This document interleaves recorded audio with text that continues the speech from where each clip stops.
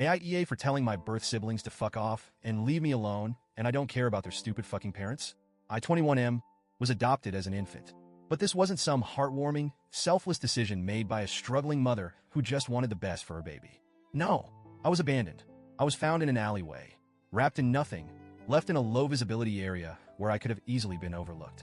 No note, no sign that someone cared about what happened to me. I was discarded like trash. I don't remember any of this, obviously, but it made the news at the time. I've seen the old newspaper clippings. A mystery baby, left for dead. If someone hadn't found me when they did, I wouldn't be here today. The people who saved me weren't my birth parents. They were total strangers. My adoptive parents? They're the people who raised me, loved me, wanted me. They were honest with me from a young age about my adoption, but they never made me feel othered. I was part of their family, no questions asked.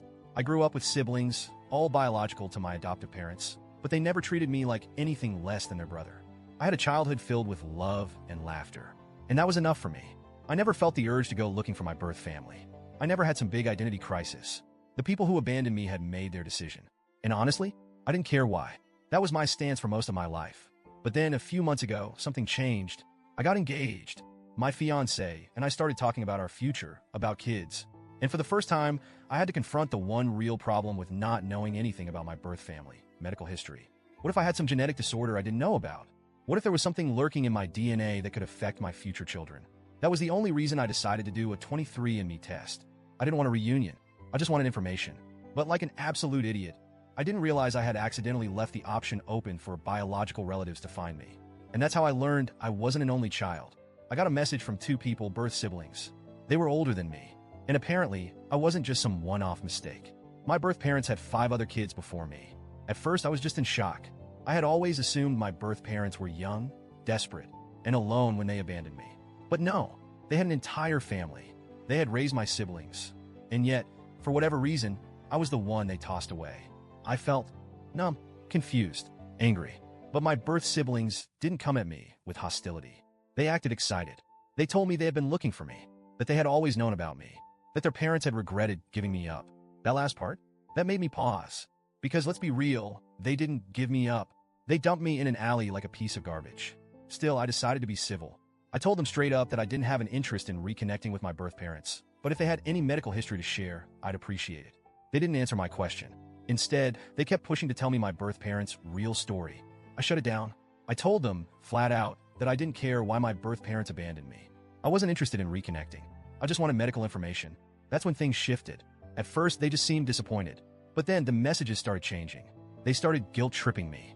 You don't understand. Our parents regretted it so much. They wanted to come forward, but they were too scared of getting in trouble. They cried for you. You were never forgotten. You owe it to them to at least hear them out. That last one, that's when I started getting pissed. I didn't owe them or their parents anything. If my birth parents had really regretted what they did, they would have come forward regardless of the consequences. They would have fought to get me back. Instead, they let me grow up thinking I was unwanted and discarded. And now, when I have a life without them, when I've moved on, they suddenly want a second chance? No, absolutely not. I blocked my birth siblings.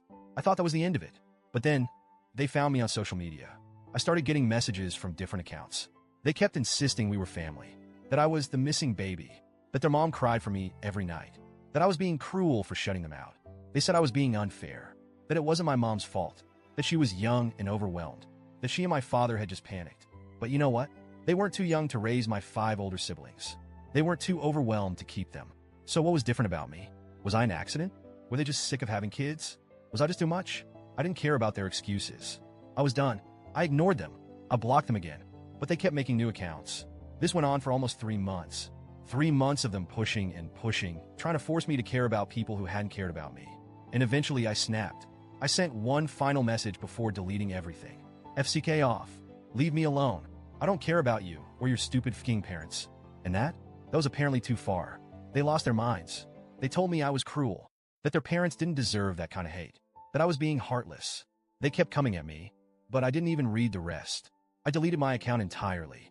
And now, I don't know. I don't regret cutting them off. I don't regret refusing to engage. I know I don't owe them anything, but was my final message too harsh? Was it too much? Because a part of me wonders, should I have just ignored them one last time instead of snapping?